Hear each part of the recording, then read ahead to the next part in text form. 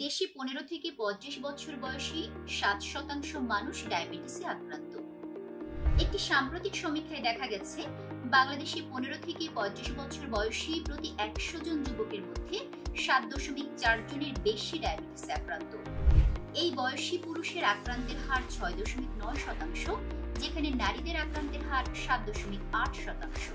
Centre for global health research BADSS এবং স্বাস্থ্য অধিদপ্তরের অসংক্রামক রোগ নিয়ন্ত্রণ বিভাগ গত বছর দেশের 8টি প্রশাসনিক বিভাগের 2468 জনের উপর এই গবেষণাটি পরিচালনা করেছে।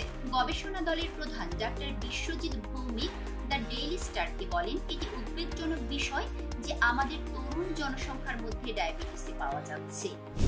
আর তার চেয়ে বেশি উদ্বেগের বিষয় হচ্ছে তাদের বেশিরভাগই এই বিষয়ে সচেতন নয় এবং তারা পরীক্ষা করার না। তিনি জানান, 70% ডায়াবেটিস প্রতিরোধযোগ্য। ডায়াবেটিসের ঝুঁকি জানুন, প্রয়োজনীয় ব্যবস্থা নিন।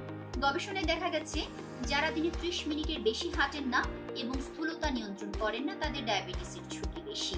গবেষণায় অংশ নেওয়া তরুণ জনসংখ্যার 26.5% স্থূলতার সমস্যা ছিল এবং নারীদের তুলনায় পুরুষদের মধ্যে স্থূলতার প্রবণতা বেশি ছিল। প্রায় 61% অংশগ্রহণকারী ডায়াবেটিস থাকলেও কোনো উপসর্গ দেখা যায়নি।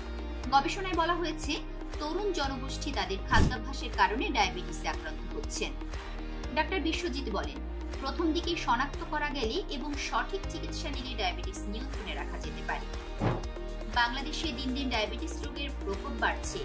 ইন্টারন্যাশনাল ডায়াবেটিস ফেডারেশনের অনুমান, বর্তমানে দেশে 1,30,00,000 মানুষ ডায়াবেটিসে আক্রান্ত এবং 2045 সালের মধ্যে এই সংখ্যা 2,23,00,000-এ পৌঁছে যেতে পারে। এর পাশাপাশি অন্তত 43% মানুষের ডায়াবেটিস পরীক্ষা করা হয়নি। ডায়াবেটিস রোগীর সংখ্যার দিক থেকে বাংলাদেশে বর্তমান বিশ্বে অষ্টম। 2045 সালের মধ্যে বাংলাদেশ 7ম স্থানে উঠে আসতে পারে বলে ধারণা করছে ইন্টারন্যাশনাল ডায়াবেটিস ফেডারেশন।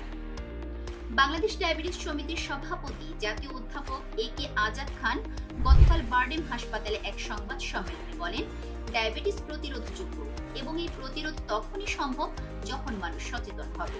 এ কারণে যাদের ডায়াবেটিস আছে এবং যাদের ডায়াবেটিস নেই, সবাইকে এই রোগ প্রতিরোধ ও নিয়ন্ত্রণের জন্য ঝুঁকি সম্পর্কে জানতে হবে।